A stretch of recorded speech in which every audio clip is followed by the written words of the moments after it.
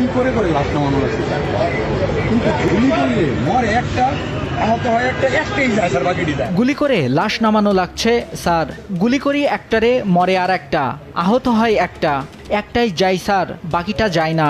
এইটা হলো স্যার সবচেয়ে বড় আতঙ্কের বিষয় এবং দুশ্চিন্তার বিষয়। এভাবে বৈষম্যবিরোধী ছাত্র আন্দোলনে শিক্ষার্থীদের উপর নির্বিচারে গুলি করার বর্ণনা সাবেক স্বরাষ্ট্রমন্ত্রী আসাদুজ্জামান খান কামালকে দিচ্ছিলেন এক পুলিশ। সম্প্রতি চাঞ্চল্যকর এমন ভিডিও সামাজিক যোগাযোগ মাধ্যমে ছড়িয়ে পড়লে তা ভাইরাল হয়। এরপরই বিষয়টি নিয়ে সমালোচনার ঝড় ওঠে।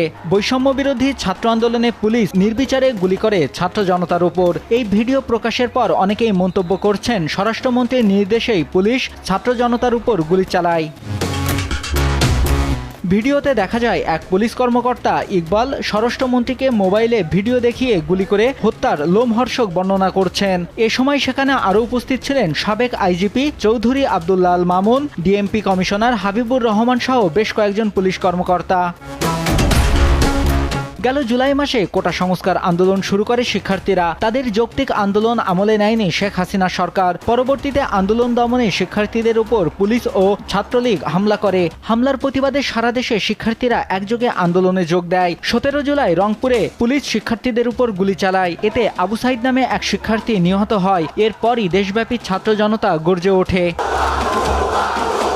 18 জুলাই শিক্ষার্থীদের আন্দোলন সহিংস রূপ নেয়। পুলিশ নির্বিচারে গুলি করে, এতে অনেকে নিহত হয়। ছাত্রদের উপর গুলি করায় সাধারণ জনতাও রাস্তায় নেমে আসে। আন্দোলন আগস্টের শুরুতেই ভয়াবহ রূপ নেয়। এরপর সরকার বিপাকে পড়ে। স্বরাষ্ট্রমন্ত্রী যে কোনো মূল্যে আন্দোলন দমন করতে চায়। সারা দেশে পুলিশকে নির্দেশ দেয় গুলি করে হলেও ছাত্র জনতাকে থামাতে। তারপরও ছাত্র জনতার কাছে হার মানে হাসিনা সরকার। 5 আগস্ট গণ আন্দোলনের মুখে প্রধানমন্ত্রীর পদ থেকে পদত্যাগ করে দেশ ছেড়ে পালিয়ে যায় শেখ হাসিনা।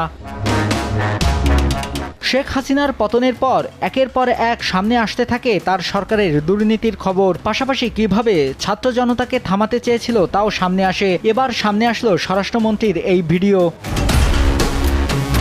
এদিকে সাবেক প্রধানমন্ত্রী শেখ হাসিনা, সাবেক সড়ক পরিবহন ও সেতুমন্ত্রী ওবায়দুল কাদের, সাবেক স্বরাষ্ট্রমন্ত্রী আসাদুজ্জামান খান কামাল সহ 7 জনের বিরুদ্ধে মুদি দোকানদার আবু সাইদকে হত্যার অভিযোগে করা মামলার আবেদন নিয়ে আদেশ দিয়েছে আদালত। আদেশে আবেদনটি এজাহার হিসেবে গ্রহণ করার নির্দেশ দেওয়া হয়েছে। 13 আগস্ট ঢাকার মেট্রোপলিটন ম্যাজিস্ট্রেট রাজেশ চৌধুরীর আদালত এ আদেশ দেয়। SM আমির হামজা নামে এক ব্যক্তি এই মামলার আবেদন করেন।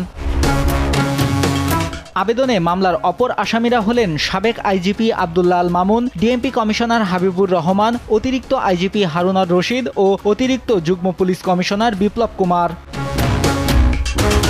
নিউজ ডেস্ক, দেশ টিভি।